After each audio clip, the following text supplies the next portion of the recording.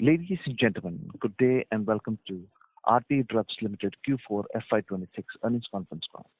This conference call may contain forward-looking statements about the company which are based on the beliefs, opinions, and expectations of the company as on date of this call.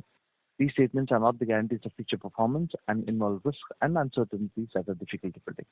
As a reminder, all participant lines will be in the listen-only mode, and there will be an opportunity for you to ask questions after the presentation concludes. Should you need assistance during the conference call, please signal an operator by pressing star and zero on your touchtone phone.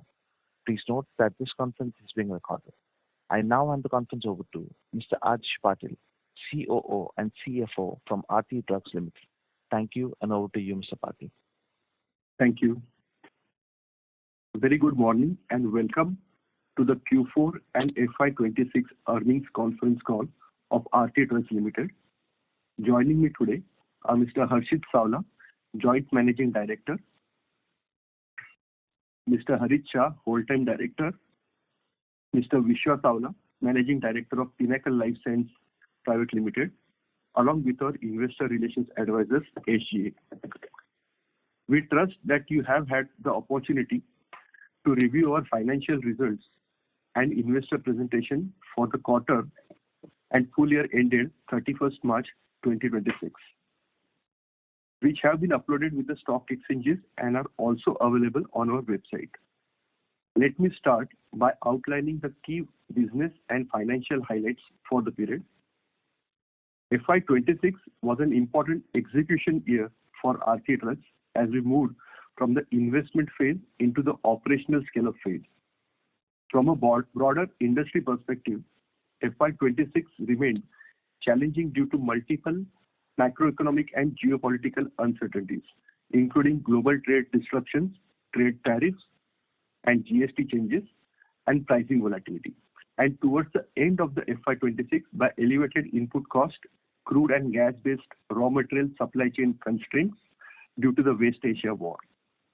During the quarter, freight, packaging, utility, and energy-related costs also remained elevated, while availability of certain key raw materials remain inconsistent at various points. Despite a challenging operating environment for the industry, the business exited the year on a much stronger footing with a sharp sequential recovery in Q4 FY26. Operational initiatives such as process optimization, alternate sourcing strategies, energy efficiency measures, and tighter planning helped us mitigate part of these pressures and ensure continuity of operations. Now we'll talk about consolidated financial highlights. Q4 FY26 revenue stood at rupees 721.1 crore as compared to rupees 678.6 crores in Q4 FY25 and rupees 602.9 crores in Q3 FY26, reflecting a growth of 6% year-on-year and 20% quarter-on-quarter respectively. EBITDA stood at rupees 96.6 crores versus 95.2 crores in Q4 FY25 and rupees 56.3 crores in Q3 FY25, indicating flattish year-on-year growth and a growth of around 72% on quarter-on-quarter basis. EBITDA margin stood at 13.4%. PAT stood at rupees 55.3 crores as compared to rupees 62.8 crores in Q4 FY25 and 40.5 crores in Q3 FY26, a degrowth of 12% year-on-year and up to 36% Q-on-Q increase. PAT margin translated to 7.7% for Q4 FY26. With respect to the standalone business highlights for Q4 FY26, revenue stood at rupees 631.7 crores versus rupees 623 crores in Q4 FY25. Standalone business contributed around 88% to the consolidated revenue. 63% of the standalone revenue came from the domestic market and 37% from the export market. Domestic revenue grew by 7% year-on-year, whereas export revenue declined by 7% year-on-year. Within the API business, the antibiotic therapeutic category contributed around 37.8%, anti-protozoal around 19.6%, anti-inflammatory around 11.9%, anti-diabetic 15%, antifungal around 10%, and the rest contributed around 5.7% to the total API sales. Now let's talk about formulation segment highlights.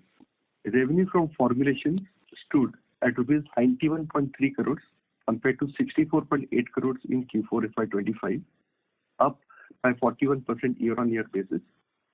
Exports contributed 69% to this revenue. For FY26, formulation revenue was rupees 330.5 crore compared to rupees 284.9 crore in FY25, up by 16%, with exports accounting for 65% of total formulation sales. Volume growth in the domestic market remained healthy, and we witnessed momentum in select non-antibiotic and export-led products. Export markets, especially formulations, emerged as a key growth driver, supporting overall business stability. As highlighted in slide 10 of our investor presentation, Aarti Drugs has consistently delivered positive volume growth over the last 5 years, despite sharp pricing corrections across the industry. While this pricing pressure impacted realizations and top-line growth across the sector, our ability to sustain volumes and maintain customer relationships reflects our trust with the clients. Encouragingly, pricing trends started stabilizing from September 2025 onwards, and this recovery strengthened further during Q4 FY26, supported by increasing crude prices and is expected to improve realizations in the short run. A key pillar of our performance during the quarter was the continued ramp-up of our new manufacturing facility, most notably our backward integration plant for methylamines at Saika. The facility ramped up meaningfully and was tested at higher utilization levels, where operational performance remained encouraging. While the initial ramp-up phase witnessed temporary headwinds, the facility achieved a production rate of nearly 1,000 tons per month during the month of March 2026. And we expect to make further progress on utilization ramp-up during FY27. Over time, the project is expected to significantly reduce dependence on externally sourced inputs and improve self-sufficiency for the metformin portfolio, thereby supporting margin improvement and operating leverage. Another important structural improvement during FY26 was the increasing contribution from regulated and export-oriented markets. Exports contribution increased from 35% in FY25 to 38% in FY26, from which regulated market contribution also grew to 73% compared to 66%. This gradual shift towards the regulated markets and higher value products indicated the company's ability to meet stringent regulatory norms and adhere to international quality standards. Overall, while FY26 remains a transition year operationally, the business ended the year with significantly improved momentum, supported by stabilizing pricing trends, stronger exports, improving product mix, and a gradual ramp-up across newly commissioned facilities. With that, I would like to now open the floor for questions. Thank you. Thank you. We will now begin the question and answer session. Anyone who wishes to ask a question may press star and one on your touchtone telephone. If you wish to remove yourself from the question queue, you may press star and two. Participants are requested to use handsets while asking a question. Ladies and gentlemen, we will wait for a moment while the question queue assembles. The first question comes from the line of Nilesh Ghuge with HDFC Securities. Please go ahead.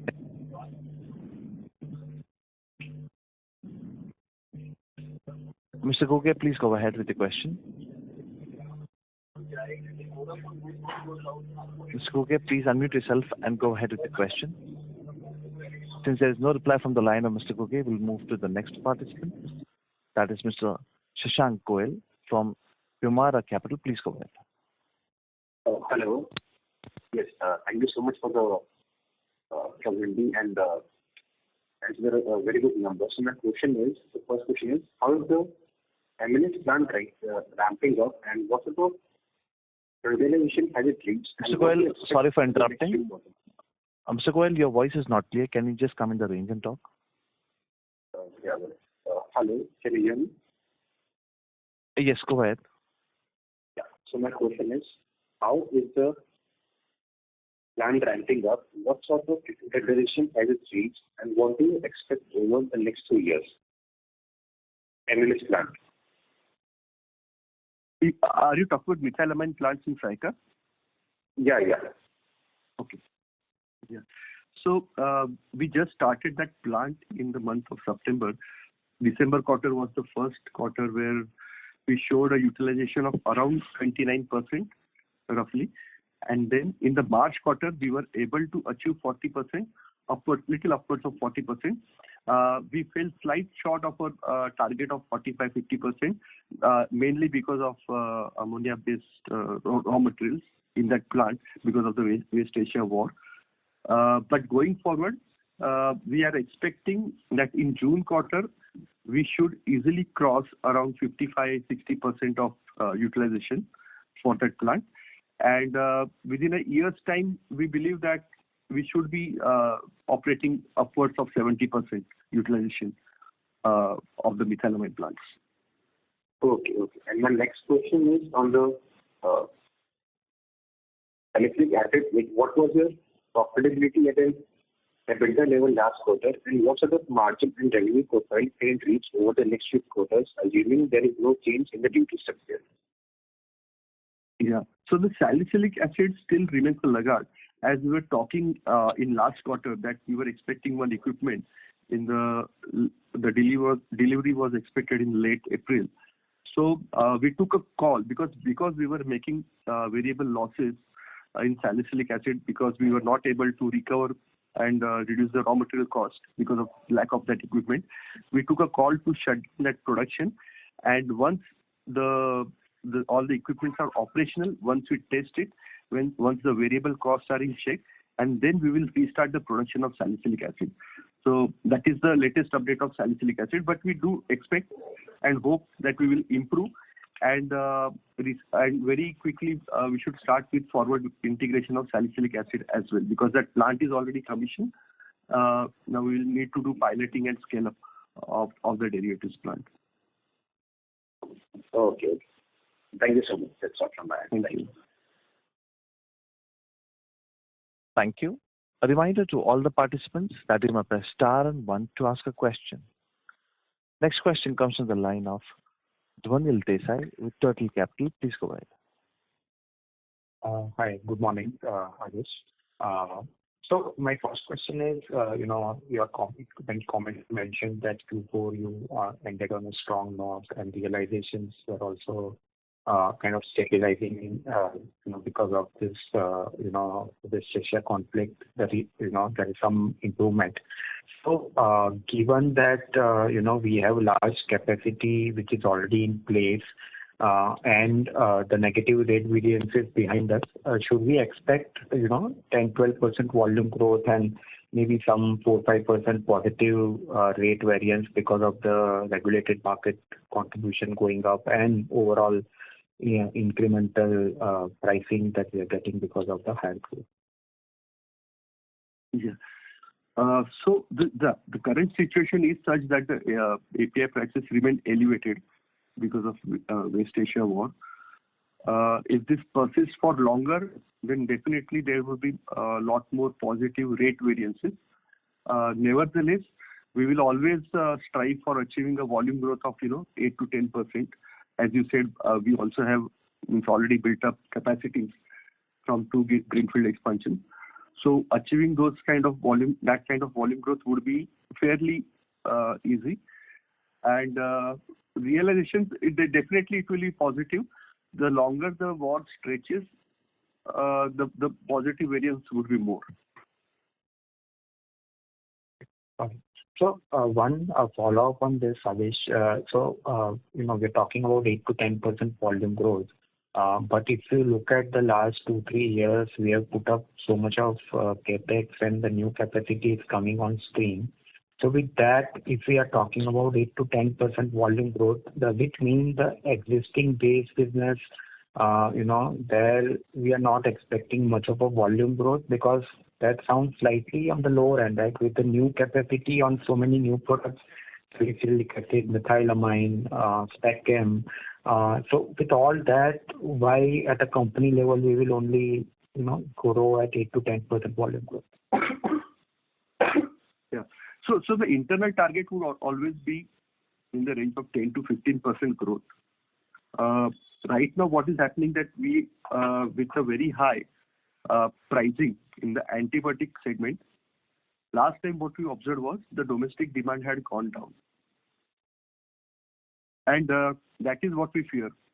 If the crude prices remain elevated very high, then the older generation molecules, which are already, are being sold at a very cheaper rate in the market, in the Indian market, and there is some kind of price regulation for the formulation players. So when the API become very expensive, typically the demand of those products goes down, and that is what we have observed during Russia-Ukraine war as well in 2023. So that is the only challenge what we think we can face for antibiotic category in the domestic market if the prices are too high. If the prices are moderate, then it won't affect the demand. But if they are too high, the crude remains too high, then probably that might be the reason. Okay, got it. And second question on the gross margin side of it, I think there is some improvement standalone basis, on the gross margin. But how should we look at gross margin given that realizations are up, but input cost also is up? At the same time, regulated thing is kind of scaling up. Rupee has depreciated, so import, export. So multiple factors kind of playing into this. So are we expecting any delta in gross margin for the coming year, given all this? The thing is, we don't expect much movement in gross margins as such. Anyways, in Q4 we did fairly good in terms of gross margins. So what we would like is, we would like to maintain this kind of gross margins. In Q4, what happened, our manufacturing costs were little higher, but they can be reduced by 1% or so, which can lead to improvement in EBITDA margin. However, so there are few factors, like the more regulated sales, what we are targeting, that will help in increasing the gross margin. But on the flip side, if the prices of the APIs goes too high because of the raw material prices, typically what happens is that to maintain certain level of absolute gross profit per kg of a product, the margin tends to lower in terms of gross margins. You got my point? Means, for example, right. If you are making 36%. So you're saying absolute. I got your point that the absolute number can go up, but percentage it will look on the lower side because your if the prices denominator. Right. Got it. But so my point is that, okay, so in percentage terms, it may not go up much, maybe stabilize or slightly lower, but in absolute terms, if the delta is higher, does it mean that the flow through to the EBITDA will be significantly better, and hence EBITDA margin? It can. There is a possibility. Okay, got it. And third thing, last question, is on the formulation side. So we did very well on the formulation side. So, what are the contributing factors? I think our oncology thing is still, the dossiers are still in the approval stage, so it will take some time. So what is driving this growth? And, going forward, this kind of a run rate is, possible to maintain. How should we look at it?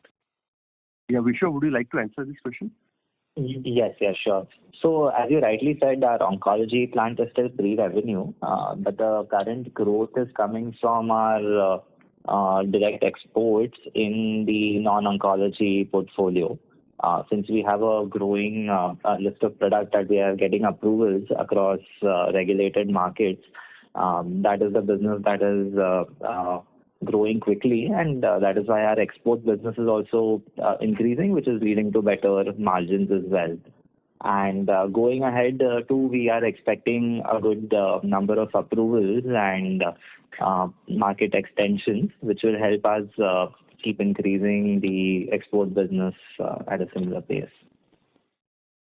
So this 90 crore run rate that we got, I think that number is something which is possible to maintain in the FY27. Is that a fair way to look at it? Yeah, that's a fair assumption. Right. Got it. Thank you. That's it, and all the best. Thank you. Thank you. A reminder to all the participants that you may press star and one to ask a question. Next question comes from the line of Jay Jain with JJ Capital. Please go ahead. Hi, sir. Sir, I have a couple of questions. Firstly, sir, regulated market contribution increased materially in FY26 as you have highlighted. So what are the key geographies leading to this improvement and which products? Yeah, I would like to highlight that this would be mainly Latin American markets. Still, European market and US market would be our target market for for more and more regulated sales going forward.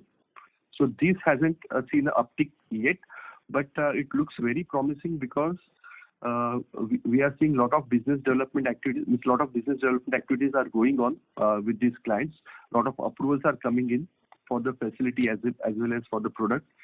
So within a year's time, at least towards the end of the year, we should start seeing some kind of flow in the regulated markets from our recently reapproved US FDA plant as well as other products. In fact, in a lot of our other dedicated plants as well, we have taken CEPs, which are the European approvals for antifungal products.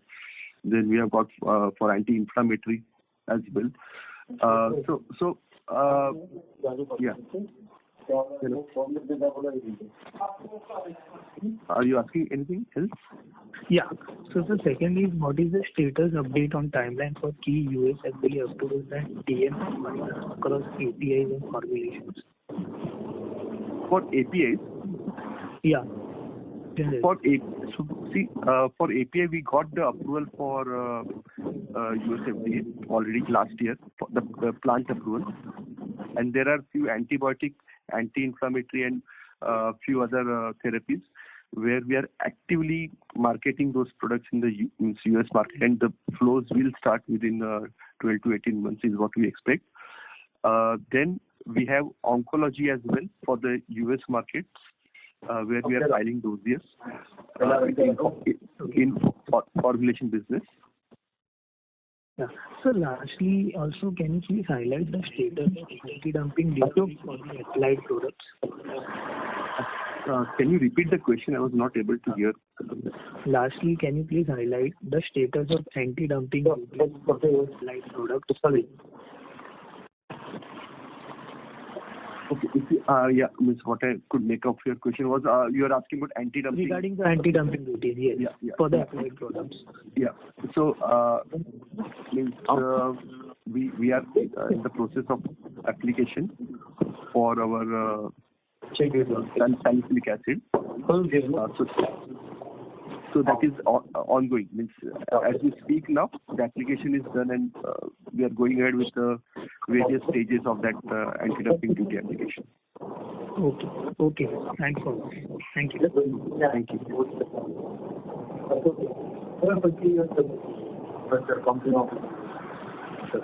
Thank you. A reminder to all the participants that you may press star and one to ask a question. Next question comes from the line of Sajal Kapoor with Antifragile Thinking. Please go ahead. Yes, Nicola Kapoor. I joined the call a little late, so I missed your opening remarks. I'm sorry about that. Maybe my questions are a little different. So, firstly, what challenges in the amines ramp up were kind of external and outside management control? such as ammonia, Sorry to interrupt you. I would like to ask, there is a bit of disturbance on the line. Sorry, operator. There is some disturbance from one of the lines. Just checking. Please give me a moment.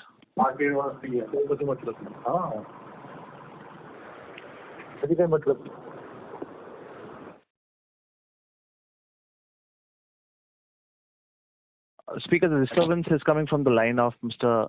Harshit Savla. Please go ahead. Okay. Yeah. Thank you. So hi, Adesh. What challenges in the Sayakha ramp-up were kind of, outside your control or were external?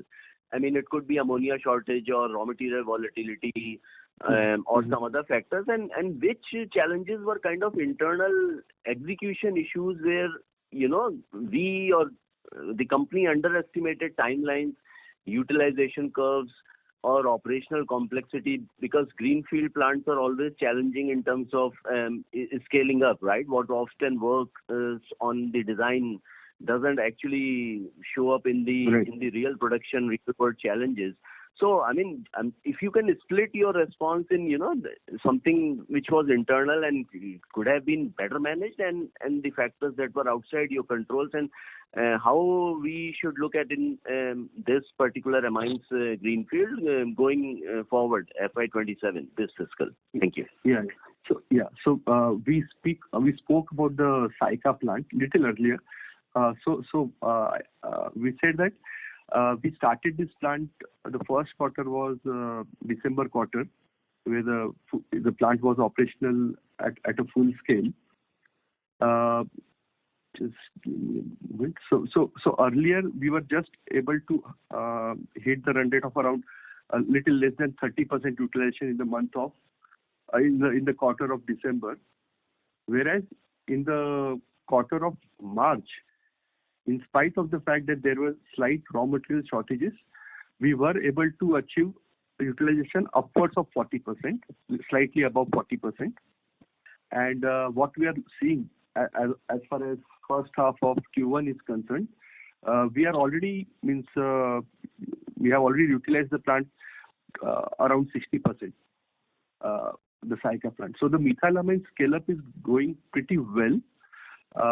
We did not face much issues in this plant like the Tarapur facility of salicylic acid.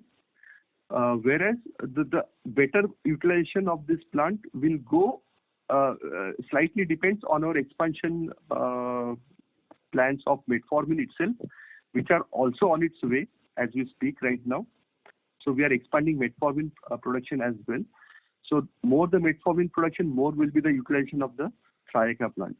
As far as internal problems are concerned, there are very minor issues at the drying of one of the derivatives of methylamines, but we are not worried about that as of now, because still we are able to increase our utilization, and probably within 3-4 months the real profitability of Sayakha plant will start showing results. Sure. No, that's helpful, Adesh. And so in terms of the metformin, I mean, how much of the value chain do we now control? Because see, the state of India as a whole in metformin especially was the fact that absolutely no one was backward integrated, right? Everyone was dependent on China.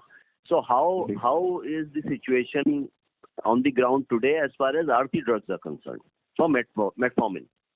Yeah, so metformin, there are two main intermediates. One is sourced from China and Europe, and the other one is indigenous, means procured domestically. So the DCDA, which is important, there are a lot of players in that. So not much margins to be made in that product as of now. Plus it has an explosive chemistry, hazardous chemistry as well in terms of manufacturing. But whereas the indigenous intermediate was concerned for metformin, there, I believe now we are the only ones as of today with the backward integration facility. So that puts us in a very good position, to further reduce. We were already very cost competitive in metformin because we were clearly leader with handsome majority when it comes to selling metformin in semi-regulated or I won't call unregulated because none of the API markets are unregulated as of now. But I would say, other than the highly regulated markets, the ROW market, we were absolute leaders in metformin, where cost of production is very important. And with the advent of this backward integration, our cost will further go down. Another important update on metformin is that we have already filed a DMF with the US for metformin. Now, slowly, once we ramp up the capacity, we would like to invite FDA to inspect our dedicated metformin facility. So that would be the next stage for metformin. We already have the European approval, but what we feel is that US approval is the key, even for selling the metformin to European markets. Okay. So, right. So that's helpful. So given our backward integration projects are now ramping up, is it fair to expect that every year should show YOY, if not quarter-over-quarter improvement in terms of the margins? Because see, the economics of the business are simple. The fixed costs are fixed, right? As the utilization improves, and as long as the realizations are not suffering big time, right? And there is also anti-involution talk happening coming from China. So putting all that into perspective, is it fair to expect at least 100 to 200 basis points margin EBITDA improvement in FY27? Yes, that should we can expect that in terms of gross contribution.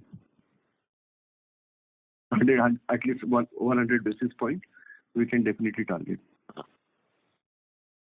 And where do we see going, or when do we see us going back to the sunny days scenario? So we, in 2015, 16, 17 era, we were having 16% operating margins pretty consistently. Right. We are way off that number. I know 2021, the COVID year was an exception where we hit 20%, which was never sustainable. But for our kind of a business with backward integration and now this formulation also ramping up, and at some point in time the onco facility will also come into play. I mean, do you really think that 16% margin at an EBITDA level is a challenge even now? No, with more regulated sales from our US FDA plant, with metformin getting US FDA approval, hoping that, then with the advent of formulation, the exports of formulation has already increased, and the EBITDA margins in the formulation business is now upwards of 16 to 17%, so which is very good for us, and it was consistent for the last 2 quarters. And with the incoming oncology business, definitely, as the utilization goes up, we will start adding margins at the EBITDA level. Because as of now also we are expensing some part of oncology cost, developmental cost, some part in the P&L. So as the oncology sales improve, definitely the EBITDA margin should improve. And just remind me again on the capex plan for this fiscal and the next fiscal, because I might have missed that. Yeah. So as of now, means greenfield project we are not doing, but you can call it a quasi greenfield, not means mix between the brownfield and the greenfield, because the expansion, the new production lines, new production plants which are putting up are coming up mainly in the adjoining blocks of the existing facilities. So overall, the requirement of capital would be slightly low as compared to the greenfield projects, because in greenfield projects, plot development, your compound wall, your utility setups, your other admin setup, QC block setup, those take up a lot of funds. Whereas in this kind of expansion, what we are planning right now, and overall plans are there in like 3 to 4 places. So will require little lesser capex, but the asset turn of that capex should be slightly higher because it is a quasi greenfield or brownfield, you can say. So overall budget, and this I was talking about the standalone. Plus in formulations also we are coming up with additional block, because we already got a EDQM block in formulation for OSD. I'm talking other than non-onco. and we want to double that capacity, and we want to make that block as EDQM as well. So all put together, we feel that, in next 2 to 3 years,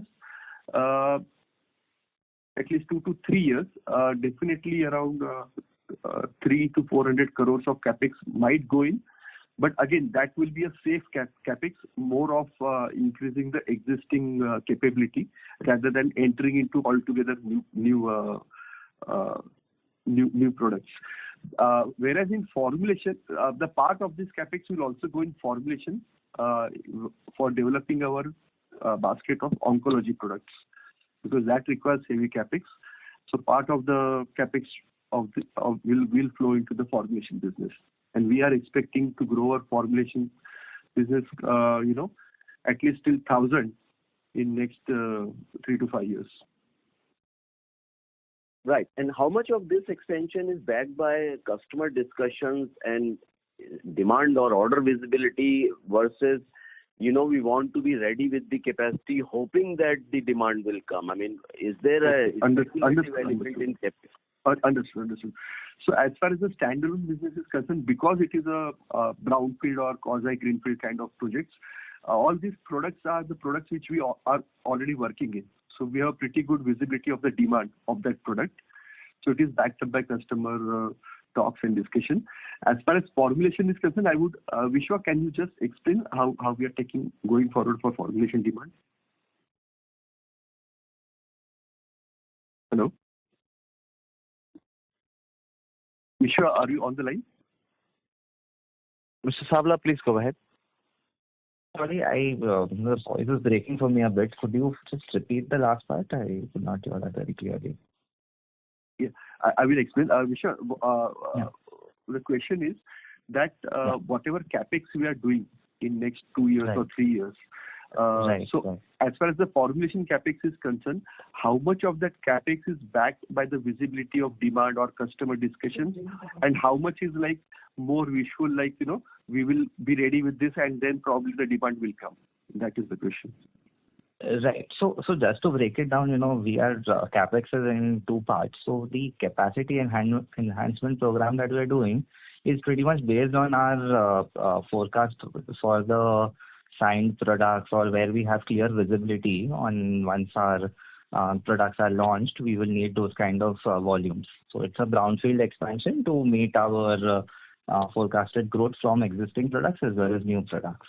And as far as our capex on R&D development goes, those are typically, we look at developing products first, and then when the products are at late stage development, either those years are ready or near approval, that's when we start to sign contracts.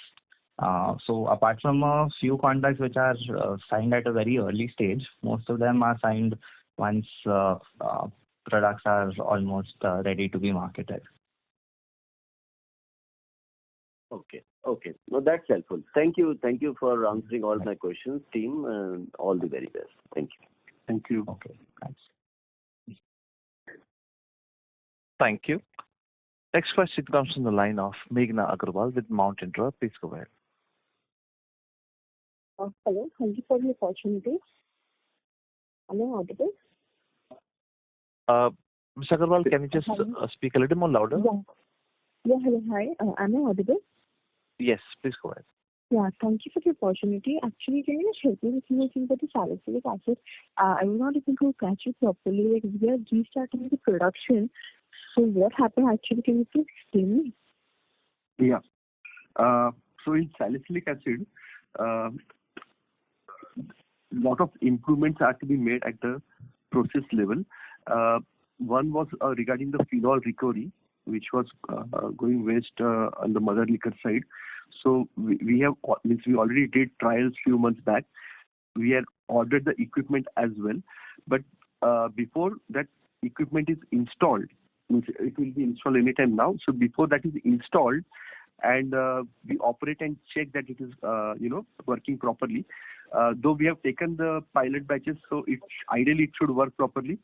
So once that is done, only then we feel that there is a scope for us to come in variable profit for salicylic acid. So unless we install that equipment, there is no point in going ahead with higher production of salicylic acid, because then that will in turn, cause more losses for us. At the same time, in salicylic acid, what we have done, we have already commissioned, it's almost in the late stage. We are going in for derivatives of salicylic acid. So because the selling prices of derivatives of salicylic acid is much higher, the scope for margin expansion is more if we sell derivatives directly. Secondly, we are also going in for anti-dumping for salicylic acid. And thirdly, there is one more scope of improvement in salicylic acid, and that is at the part of effluent. So in China, what is happening? The effluent stream is just a saline water, high saline water, which they are allowed to drain into the sea because other impurities are not there in that. So we are checking the possibility with the government, because if we have to evaporate all that thing, then that puts us a little bit behind when it comes to competing with China. So that is that. So there are 2-3 challenges. We are tackling all of them together. So one is your liquid extractor, what I was talking about, for improvement in phenol recovery. Second was reducing cost at the effluent side. Third is anti-dumping duty, and fourth is your derivatives plant, which will come up by the May end or max by mid of June. There is a severe fabrication labor shortage, what we observed in the summer season, partly also because of lack of cooking gas and all.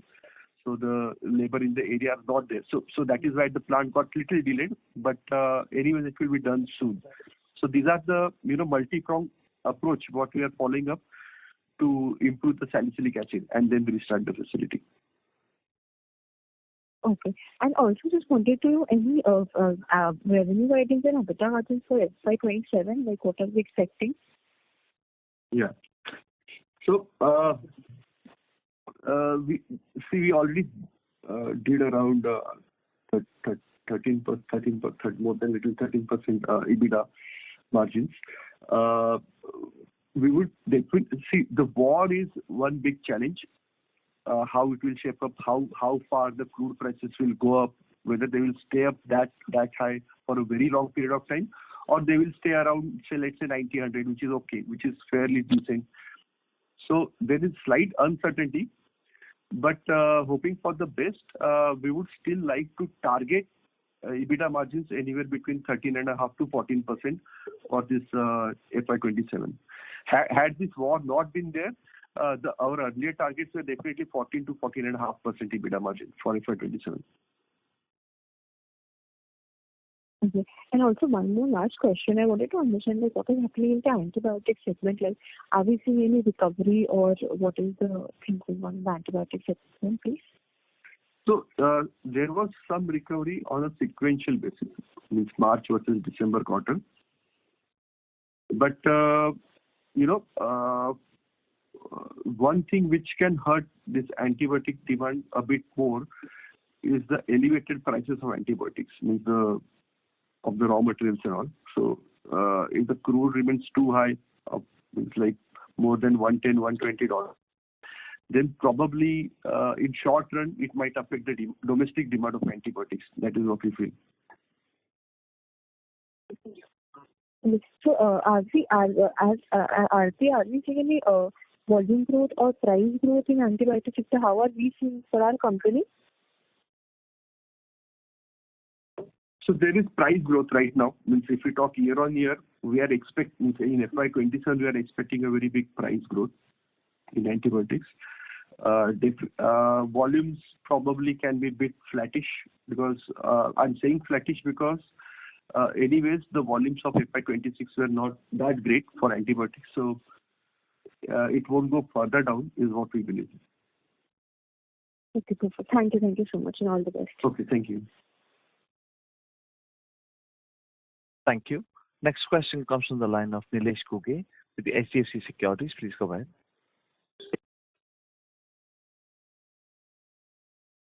Mr. Guge, please go ahead with the question. Mr. Guge, please unmute yourself and go ahead with the question. Since there is no reply from the line of Mr. Guge, we'll move to the next participant, and that is on the line of Rishabh Jain with Modi Capital. Please go ahead. Hello, am I audible? Yes. Yeah, thank you for the opportunity. So my question is, management indicated selective API price increase during the quarter. Which products have witnessed price hikes, and how sustainable are these increases? And do we expect to see further increases? Harit bhai, would you like to answer this question? No, prices are now stable. We are not expecting any further increase in the price. Depends. This will definitely depend on the raw material and crude oil level prices, basically. So all solvents and other chemicals are at peak level now, and we don't expect further going up unless crude goes beyond 140, $130, $140 a barrel. Okay, so since you mentioned crude, so are we seeing a crunch in any of the key raw materials right now because of war, and is there any impact of the business? No, only in March we had some issue sourcing raw material, mainly ammonia, but otherwise raw material availability is not an issue as of now. Okay. Thank you. That will be all from my side. Thank you. Thank you. Next question comes from the line of Resham Jain with VVD Asset Manager. Please go ahead. Hi, good morning, sir. So I have three questions. First one is with respect to the overall capex, which you mentioned, 300 to 400 crores over the next 3-4 years. Given that the cash generation is quite healthy and we always maintain some level of debt equity, is there any other capex which you are planning beyond this? Because then it will not match the overall cash generation over the next 3-4 years. So if at all we feel something is more lucrative, probably we might end up replacing some of the capex. And if the current projects, the current two greenfield projects, the Saika and the salicylic one, if there is stark improvement in the cash flow from these two projects, then probably we can have a bigger budgets as well, because then the cash generation would be a lot higher than what it is today. So based on today's financials, this much is quite easily doable. As of today also, our consolidated long-term debt is around 328 crores, and short-term would be around 248 crores. So that way, and the debt-to-equity ratio is also historically lowest as of today in this quarter. Yeah, that's right. So maybe by the end of the year, you may further basically fine-tune the overall capex budget. Correct. That is absolutely correct. Okay. The second question is with respect to CWIP of 214 crores, which is currently sitting. That is related to which project, sir? How much? So CWIP of what amount you said? 214 crores, I could see. Yeah. So a part of that was related to the cogen boiler and some brownfield expansions what we are doing, and also a major part of it is related to the formulation R&D, the dossiers, oncology dossiers what we are developing. That also requires a huge capex, and as on when we will get the approval, then we will start the amortization of those capex. So most of it should be capitalized this year, right? FY27, maybe first half. Except oncology. A lot would. Vishwa, can you give a fair idea about in oncology how much we would the projects will go live this year and next year, meaning in terms of percentages? Yeah. I think he's asking except oncology, but basically for the formulation part, the project life cycles are quite long. So most of the CWIP will start getting amortized over the next 24 months. So there might be some portions that will be amortized this year and next year. So the major chunk would be post 24 months. Okay. Understood. And so the last one, this year, all the projects which have started, like the methylamines and the salicylic acid and all, what is the total EBITDA loss which is there in this year? Because a lot of ramp-up related cost will be there.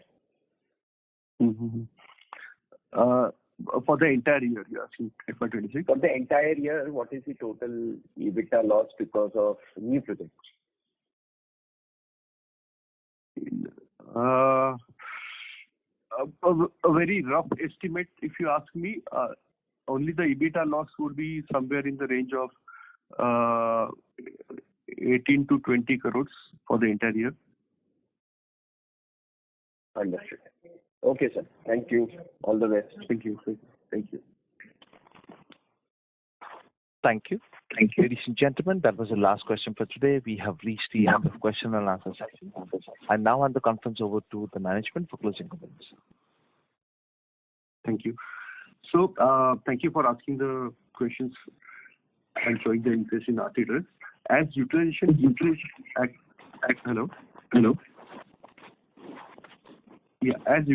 improves across our newly commissioned facilities and the benefits of our strategic investment starts reflecting more meaningfully in operations, we expect a gradual improvement in profitability and return ratios for the coming years. We remain committed to disciplined execution, operational excellence, and sustainable long-term value creation for all our stakeholders. Thank you once again for your continued support and confidence in Aarti Drugs. For any further questions, please reach out to SGA, our investor relations advisors. Thank you and have a nice day. Thank you. On behalf of Aarti Drugs Limited, that concludes this conference. Thank you for joining us. You may now disconnect your lines.